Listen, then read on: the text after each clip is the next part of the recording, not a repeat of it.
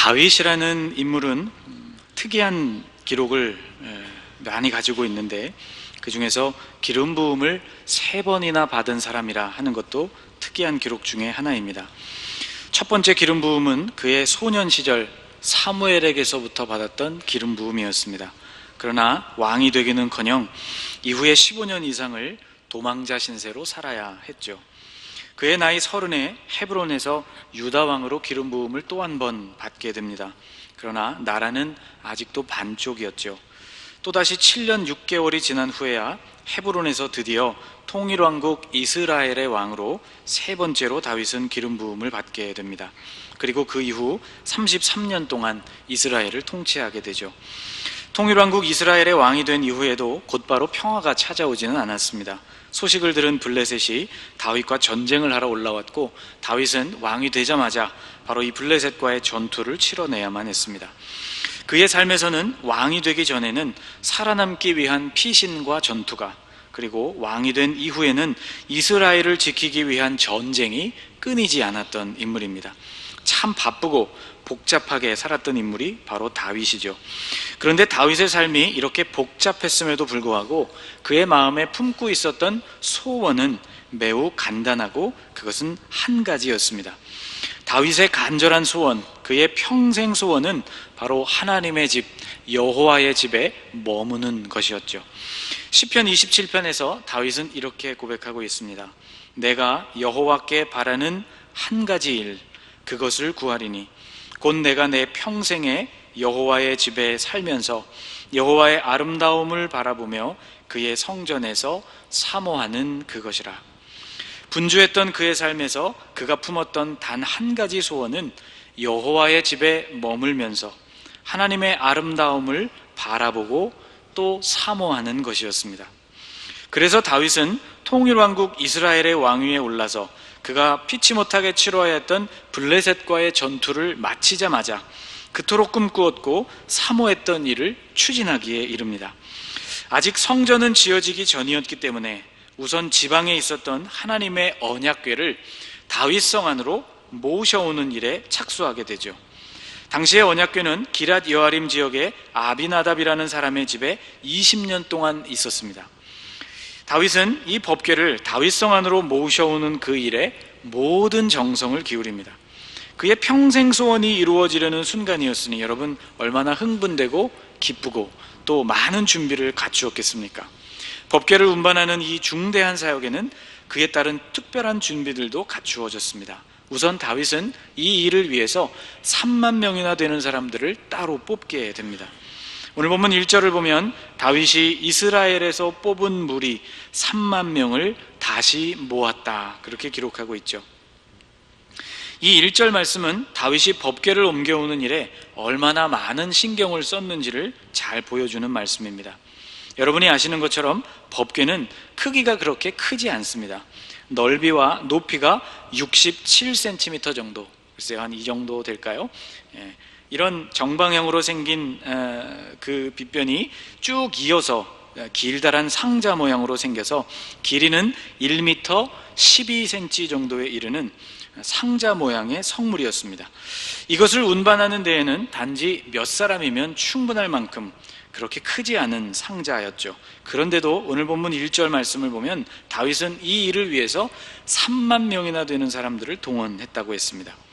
국가의 중대사 중에서도 가장 중요한 중대사였고, 또 위대한 이 일을 진행하는 동안 이방이나 혹은 이스라엘 안에서 누군가로부터 공격을 받는 일이 있어서는 안 되었기 때문에 다윗은 심혈을 기울여서 안전하게 하나님의 궤를 옮길 수 있도록 3만 명이나 되는 사람들을 따로 뽑았던 것이죠. 또 이 운반 작업을 위해서는 특별히 제작된 새 수레가 사용되었습니다. 3절 말씀을 보면 이렇게 기록되어 있죠. 그들이 하나님의 궤를 새 수레에 싣고 산에 있는 아비나답의 집에서 나오는데 아비나답의 아들 우사와 아효가 그 새 수레를 모으니라. 그 수레는 새 수레, 즉 아직 아무것도 실어보지 않은 새 것이었다는 뜻입니다. 아마도 다윗은 최상의 재료를 이용해서 정성스럽게 그 수레를 만들었을 것입니다. 오늘날로 친다면 글쎄요, 최고급 리무진 정도가 되지 않았을까 생각을 해봅니다. 또 법궤가 운반되는 내내 음악이 연주되었습니다. 본문 5절 말씀을 보면 이렇게 되어 있죠. 다윗과 이스라엘 온 족속은 잣나무로 만든 여러 가지 악기와 수금과 비파와 소고와 양금과 제금으로 여호와 앞에서 연주하더라. 이 음악은 백성들의 귀에 듣기 좋으라고 하는 음악이 아니었습니다. 오직 그 법궤에 임하시는 하나님, 그리고 그 법궤를 통해서 승리를 얻게 하신 하나님, 이스라엘의 주인이 되시는 만군의 하나님을 향해서 올려드리는 찬양이었던 것이죠. 다윗은 궤를 옮겨오는 일에 이와 같이 여러 가지 준비를 갖추었고 최선을 다해서 그 준비에 갖추고 그 법궤를 모셔오는 일에 임하게 되었습니다. 그런데 이렇게 정성스럽게 진행되던 일이 뜻하지 않은 어려움을 만나게 됩니다. 법궤가 나곤의 타작마당에 이르렀을 때 무슨 일로 놀랐는지 수레를 끌던 소들이 뛰게 되었던 것이죠. 뛰는 소들 때문에 수레는 흔들렸을 것입니다. 수레가 흔들려 중심을 잃게 되자 수레에 실려있던 언약궤도 위태로워졌습니다. 자칫하면 그처럼 소중하게 운반하던 언약궤가 땅으로 곤두박질을 치게 될지도 모를 상황이었죠. 이 수레를 몰던 책임자 중 하나였던 웃사라는 사람이 이 모습을 보고 위기의식을 느끼게 됩니다. 하나님 임재의 상징이고 또 오늘 본문에 의하면 만군의 여호와의 이름으로 불리워지는 그 언약궤가 땅에 쏟아져서야 되겠습니까? 그는 재빨리 손을 뻗어서 그 궤를 붙들었습니다. 그런데 바로 그때 하나님의 진노가 임했고 웃사는 그 자리에서 하나님의 치심을 받아서 죽음을 맞이하고 말았습니다. 7절 말씀에 이렇게 기록하고 있습니다. 여호와 하나님이 웃사가 잘못함으로 말미암아 진노하사 그를 그곳에서 치시니 그가 거기 하나님의 궤 곁에서 죽으니라. 참 비극이었죠. 법궤를 모셔오는 날 그처럼 기쁘고 즐겁게 여기던 축제와 같은 바로 그날 이스라엘 백성에는 하나님의 진노가 임하게 되었고 한 사람의 생명을 잃게 되는 비극을 맞고 말았던 것입니다. 도대체 무슨 일이 일어난 것일까? 왜 이런 비극이 일어나게 된 것일까? 여러분 7절 말씀을 다시 살펴보면 하나님이 진노하신 이유는 웃사가 잘못함으로 말미암아였다고 기록하고 있습니다. 여러분 도대체 웃사가 무엇을 그리 잘못했길래 하나님께로부터 치심을 받아서 죽음을 맞이하고 말았을까요? 오늘 본문을 살펴보면 우리 생각에는 웃사에게 잘못이 있다면 위험에 처한 하나님의 궤에 손을 댄 것밖에 없었습니다. 궤의 운반을 책임진 사람으로서 궤의 안전을 확보하려고 했던 정당한 행동이었죠. 선한 의도로 행했던 일이었습니다. 그런데도 하나님은 웃사의 잘못함을 인하여서 그에게 진노하셨고 그는 그 자리에서 즉시 죽임을 맞고 말았습니다. 하나님이 진노하신 배경에는 세 가지 이유가 있습니다. 첫째, 궤는 아무나 만질 수 있는 것이 아니었습니다. 이 궤는 하나님의 제사장들에 의해서 관리되고 운반되던 것이죠. 사사로이 만질 수 있는 그런 것이 아니었습니다. 둘째, 궤는 본래의 운반 방식이 정해져 있는 물건이었습니다. 궤에는 채가 꿰어져 있었고 그 꿰어진 채를 어깨에 메어서 운반하도록 되어 있는 것이었습니다. 이 본래의 방식을 따르지 않으니 셋째로 사람이 하나님의 궤를 책임져야만 하는 아이러니한 상황을 그들이 만나게 된 것이죠. 여러분 이 상황을 가만히 들여다보면 주객이 전도되어 있는 상황임을 알 수 있습니다. 하나님의 영광을 지키기 위해서 사람이 손을 뻗어서 그 궤를 붙들어야만 하는 상황, 엄밀히 말해서 인간이 할 수 있는 권한 밖의 일을 지금 웃사는 행하고 말았던 것입니다. 사실 일이 이렇게 잘못된 배경에는 이 당시 웃사가 그것을 붙들게 된 당시의 상황뿐만이 아니라 이미 오랫동안 이스라엘이 하나님을 섬기는 일을 중단한 그런 역사적인 배경이 있습니다. 다윗이 법궤를 옮기기 전까지 20년 동안 아비나답이라는 사람의 집에 있었다고 아까 말씀을 드렸죠. 사실 아비나답이라는 사람이 법궤를 보관하기를 원했거나 좋아서 법궤를 보관하고 있었던 것은 아니었습니다. 그 20년 전으로 역사를 거슬러 올라가 보면 사무엘상 4장에 나오는 블레셋과의 전쟁의 이야기로 거슬러 올라갑니다. 이스라엘이 블레셋과 이때에도 전쟁을 하게 됩니다. 그런데 전쟁에서 패하죠. 그 다음 전쟁에 우리가 이길 수 있기 위해서 어떤 방법을 취하면 좋을까를 논의하던 이스라엘 백성들은 하나님의 법궤를 들고 전쟁터로 나가기로 결정을 내립니다. 왜냐하면 이스라엘 역사 가운데 그동안 광야를 헤맬 때에나 가나안 땅을 정복할 때에나 하나님의 법궤를 들고 전투에 참여했던 이스라엘 백성들은 단 한 번도 패해본 역사가 없었기 때문이죠. 그러나 그들은 한 가지 잘 모르고 있는 사실이 있었습니다. 하나님의 법궤만 들고 간다고 해서 승리하는 것이 아니었죠. 이미 하나님이 그들을 떠난 상태였고 그들의 마음에 하나님을 경외하는 마음이 이미 다 사라져버린 상태였기 때문에 그들이 하나님의 법궤를 들고 전쟁에 나간들 이길 리가 없었습니다. 당연히 그 전쟁에서는 또 한 번 패배를 경험했고 하나님의 궤는 블레셋에게 빼앗겨버리고 맙니다. 이 하나님의 궤를 빼앗은 블레셋 사람들은 의기가 양양했습니다. 그래서 그 법궤를 마치 전리품 것처럼 자신들의 신전으로 옮겨놓게 되죠. 다곤 신상이 세워져 있었던 그 신전으로 하나님의 법궤가 옮겨지게 됩니다. 그런데 첫째 날도 이튿날도 이 다곤 신전에 세워져 있었던 다곤 신상이 무너져 내리게 되고 그 신상이 깨어져 버리게 되고 손목이 끊어지는 일들이 발생하면서 블레셋 사람들 가운데 두려움이 임하게 되죠. 그래서 그 법궤를 블레셋 안에 있었던 다른 지방으로 보내버립니다. 가는 곳마다, 이 법궤가 도착하는 곳마다 블레셋 지역에서는 재앙이 닥칩니다. 사람들이 죽고 연병으로 사람들이 세상을 떠나는 일들이 막 일어나게 됩니다. 도저히 할 수 없어서 그들은 이 법궤를 다시 이스라엘로 보내기로 결정을 내리죠. 그리고 그 이스라엘로 돌려보내게 되어서 첫 번째로 그 법궤를 맞이하게 되었던 곳이 바로 이스라엘 영내에 있었던 벳세메스라는 곳이었습니다.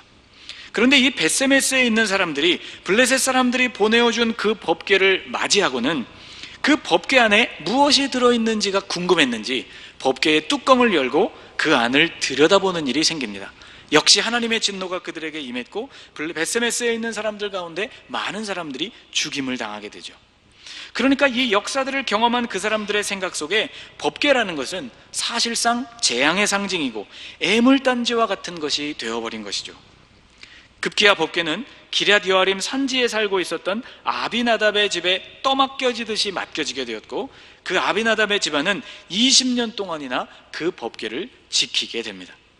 여러분, 법궤가 저 시골 지방에 20년 동안이나 그곳에 방치되어 있었다는 것이 의미하는 아주 중요한 내용이 있습니다.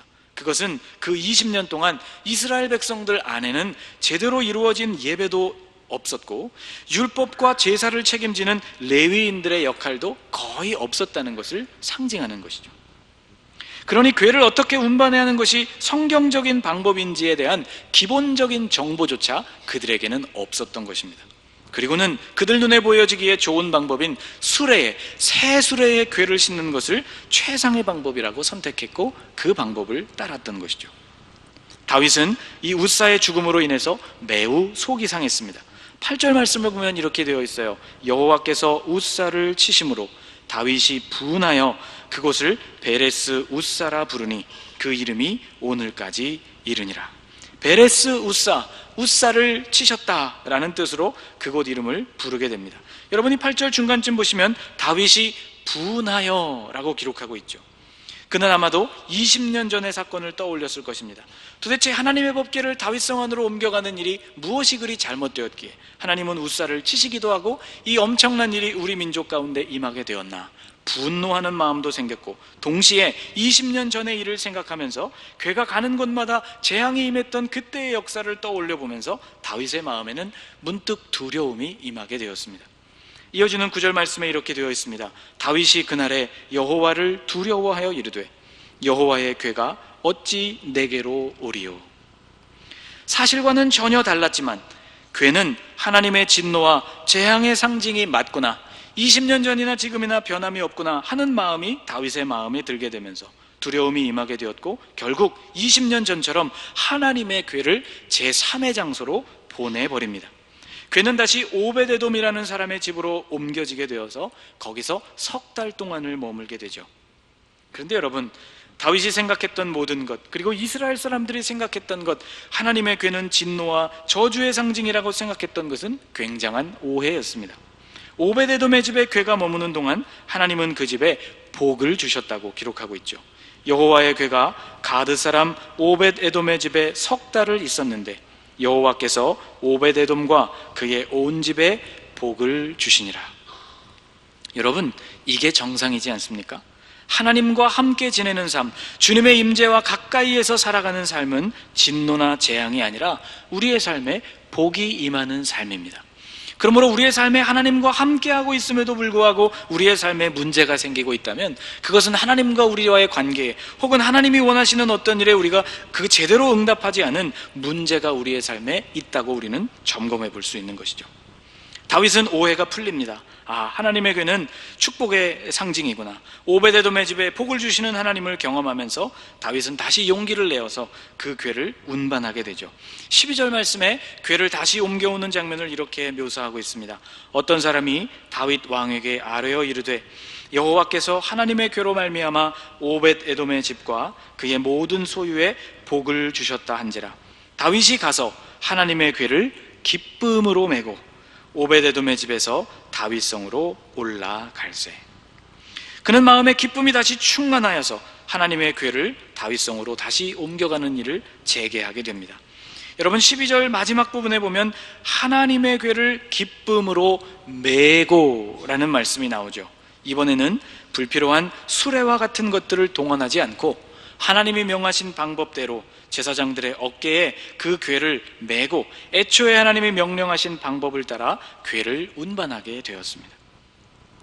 여러분, 베레스 우사, 하나님이 우사를 치셨다는 오늘 본문에 나오는 이 이야기는 우리에게 아주 중요한 메시지를 던져주고 있습니다. 첫째는 이런 메시지입니다. 목적이 아무리 좋아도 그것을 이루는 방법이 틀려서는 안 된다는 메시지이죠. 둘째는 이런 것입니다. 내 생각에 좋아 보이는 것이 아니라 하나님께서 좋게 여기시는 방법을 따라야 한다는 것이죠. 여러분, 수레는 그들의 눈에 보기에 정말 좋은 것이었습니다. 최상의 재료를 사용해서 한 번도 짐을 실어보지 않은 새 수레를 주님의 법궤를 운반하기 위해서 준비했던 다윗의 마음에는 문제가 없었습니다. 하나님을 위한 다윗의 마음, 그의 동기에 문제가 없었다는 것이죠. 그러나 그 일을 진행하는 절차와 방법에 있어서 문제가 있었다는 것입니다. 목적이 아무리 좋아도 그 일을 이루는 방법이 하나님께서 좋게 여기시는 방법이 아니라면 주님은 그 일을 기뻐하시지 않습니다. 여러분, 오늘 우리가 살아가고 있는 사회는 지극히 목적 지향주의적인 사회입니다. 결과가 좋게 나오면 과정은 쉽게 무시되는 경향이 사회 어디에나 짙게 배어 있습니다. 찬란한 성공이 그동안에 이루어졌던 어두웠던 그 과정을 덮어주는 일이 암묵적으로 행해지고 있는 것이죠. 그러나 여러분, 우리는 기억해야 합니다. 하나님은 과정도 중요하게 보시는 분이라는 사실입니다. 여러분, 오늘 본문에 등장하는 다윗이라는 인물이 있죠. 이 다윗은 진작에 왕위에 오를 수 있는 인물이었습니다. 15년이라는 세월을 쫓김과 방황과 유리하는 삶을 그렇게 오랫동안 고생하지 않고 그가 쉽게 하나님이 그에게 기름 부으신 바를 따라 왕위에 오를 수 있는 기회가 얼마든지 있었던 사람입니다. 그에게는 이미 기름 부으심이 있었죠. 하나님께서 그를 왕으로 세우셨다는 징표가 그의 머리에 있었습니다. 왕으로 오르는 일에 아무 문제가 없었다는 뜻이죠. 또 사울을 죽이는 일은 매우 정정당당해 보이는 일이었습니다. 시기심 때문에 다윗 한 사람을 죽이려고 하는 것은 누가 보아도 분명히 도를 지나친 행위였기 때문이죠. 그러므로 사울을 죽이고 왕위에 오르는 것에 대해서 누구도 반대하는 사람이 없었습니다. 사울을 처치할 수 있는 많은 기회들을 얻게 되었을 때 오히려 다윗의 부하들은 그렇게 하라고 다윗을 권면하고 종용하기도 했습니다. 만일 당신의 손으로 이 왕을 죽이는 일이 꺼림칙하게 여겨진다면 내가 사울을 죽이겠습니다. 그리고 당신은 이제 이 어렵고 험한 생활을 청산하고 이스라엘의 왕으로 등극하십시오 라고 다윗과 함께 했던 수많은 사람들이 한결같이 그에게 그런 말을 해주었죠. 그러나 다윗은 하나님께서 그에게 기름을 부어 왕으로 세우신 것이 그의 목적이었다면 하나님은 그것을 이루어가는 그 과정도 하나님께서 기뻐하시는 과정을 따르기로 결심했던 인물이 바로 다윗이었습니다. 목적이 아무리 옳아도 그것을 이루는 방법이 잘못되어서는 안 된다는 확신이 다윗에게 있었기 때문이죠. 여러분, 우리는 또 우리 생각대로 하나님을 섬기려고 합니다. 여러분, 교회 안에는 열심을 품고 하나님을 섬기는 이들이 참 많죠. 그런데 여러분, 내가 좋아하는 방식으로, 내가 보기에 좋아 보이는 방식으로 하나님을 향한 열정을 가지는 그 일을 하나님도 역시 기뻐하실 것이라고 생각하면 큰 오산입니다. 내 생각에 아무리 좋아 보여도, 최고의 배려라고 생각해도, 하나님을 위해서 하는 일이라고 생각해도 하나님 당사자는 다르게 느끼실 수 있기 때문입니다. 여러분, 이솝우화에 나오는 두루미와 여우의 이야기를 여러분 잘 아실 것입니다. 여우가 하루는 친한 친구인 두루미를 초청했습니다. 그런데 자신의 입장에서만 생각했죠. 널찍한 그릇에서 핥아먹기 좋은 음식을 그릇에 담아서 두루미를 대접했습니다. 두루미가 매우 어려웠죠. 입이 뾰족한 두루미로서는 넓적한 그릇에 담겨있는 음식을 먹기가 참 어려웠습니다. 두루미는 마음의 상처를 입었고 그 이후에 다시 여우를 초청하게 되죠. 이번에는 두루미가 먹기 편한 목이 긴 그릇을 이용해서 여우가 먹을 수 없도록 그를 골탕 먹이는 이야기가 이솝우화에 등장합니다. 여러분, 내 생각에 아무리 좋아 보이고 최고의 배려라고 생각해도 상대방은 그것을 다르게 느낄 수 있다는 사실을 여러분 기억하시기를 바랍니다. 여러분, 위대한 일을 계획하고 계십니까? 이 가을을 맞이하면서 그 위대한 목적을 이루기 위해서 여러분이 택하시는 방법 역시 하나님이 기뻐하시는 것이 되실 수 있기를 주님의 이름으로 축복합니다. 내 생각에 좋아 보이는 방식을 나 나름대로 따르고 거기에 열정을 쏟아붓는 것이 아니라 하나님도 이 방법을 좋아하실까를 생각하고 고민하면서 오늘 하나님께서 다윗을 통해서 그 법궤를 주님이 명하신 방법대로 어깨에 메고 다윗성으로 올라갔던 것처럼 주님이 옳게 여기시는 그 방법을 따라 하나님을 기쁘게 해드리는 여러분들이 되실 수 있기를 주님의 이름으로 축복합니다. 기도하겠습니다.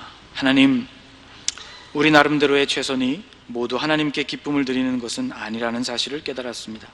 주님의 말씀에 순종하고 주님의 방법을 따르는 사람들이 되기를 소망합니다. 다윗은 최고의 준비를 갖추고 하나님을 위하여 법궤를 옮겨왔지만 그가 택하였던 방법이 주님의 마음에 합하지 않은 것이어서 웃사가 죽임을 당하는 비극을 당한 것을 오늘 우리가 말씀을 통하여 묵상케 하시니 감사합니다. 주님, 우리에게 원대한 목표, 주님을 위하여 행하는 일이라고 생각하는 그 큰 목표를 이루기 위하여 그것을 이뤄내는 방법도 주님의 뜻을 따르는 자들이 될 수 있도록 저희의 마음을 붙들어 주옵소서. 하나님, 목적이 수단을 암묵적으로 정당화하는 시대의 조류 속에서 우리가 살아가고 있습니다. 주님의 방법을 선택하는 일에 용기를 잃어버리지 않도록 도와주시고 주님의 길을 걸을 수 있는 용기 있는 하나님의 사람들이 되게 하여 주옵소서. 예수님의 이름으로 기도하옵나이다. 아멘.